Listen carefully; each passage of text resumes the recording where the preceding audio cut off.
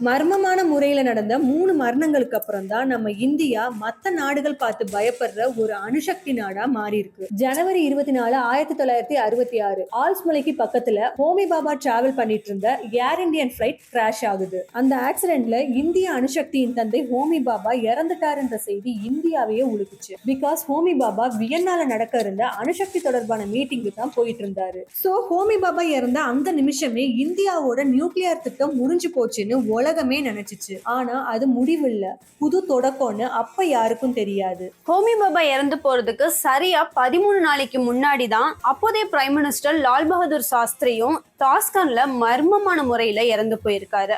அந்த மர்மம் விலகுறதுக்கு முன்னாடியே ஹோமி பாபாவோட டெத் இந்தியாவோட பலத்தை பாதியா குறைச்சிச்சு. இனி இந்தியா அவ்வளவுதான்னு நினைச்ச சமயத்துல சரியா 1966 ஜனவரி கடைசியில இந்திய பிரதமரா இந்திரா காந்தி பொறுப்பேற்றுக்கிட்டாங்க.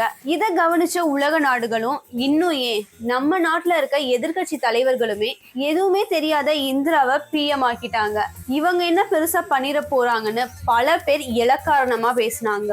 ஆனா இந்தியா அணுசக்தி நாடாகிறதுல பிஎம் இந்திரா காந்தி காட்டின வேகம் சிறுத்தை பாயிரதை விட வேகமா இருந்துச்சு. இன்னொரு பக்கம் ஹோமி பாபாவோட இடத்தை ஃபுல்ஃபில் பண்ற விதமா மே 1996 அணுசக்தி ஆணைய தலைவரா விக்ரம் சாராபாயா அப்பாயிண்ட் பண்ணாங்க.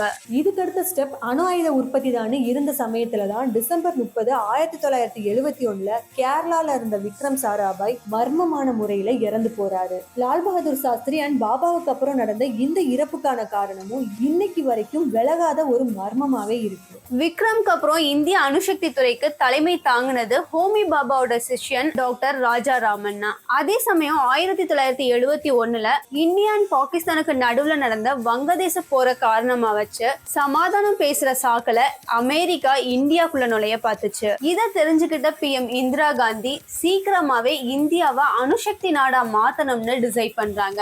சோ இதுக்கான சீக்ரெட் பெர்மிஷனை ராமண்ணாக்கு கொடுக்கறாங்க. ஸ்மைலிங் புத்தான்ற பேர்ல ரகசியமா ஸ்டார்ட் பண்ண இந்த அணுசோதனை வெளிநாட்டு இன்டெலிஜென்ஸ் அண்ட் சிஐஏ சேட்டலைட்ஸோட கண்ல கூட படாம 3 வருஷத்துக்கு நடந்துச்சு. ஃபைனலி 1974 நியூக்ளியர் பாம்பு ரெடி ஆகுது. அண்ட் 1974 மே 18 புத்தரோட பிறந்த நாள் அன்னைக்கு இந்தியாவோட ஃபர்ஸ்ட் அணு ஆயுத சோதனை சக்சஸ்ஃபுல்லா நடந்து முடியுது. 1964 பாபா ஸ்டார்ட் பண்ண சோதனைய 1974 சாதனையாக்குன அவரோட சிஷியன் ராஜா ராமண்ணாவும் அவரோட டீமும் இந்தியாவை யாருக்கும் அடிபணியாத அணுசக்தி நாடா மாத்திருக்காங்க. அண்ட் இந்தியா எப்படி எங்களுக்கே தெரியாம இதை பண்ணி முடிச்சாங்கன்னு யோசிச்சு அமெரிக்கா, கனடா மாதிரியான உலக நாடுகள் இந்தியாவை வியந்து பார்த்தாங்க.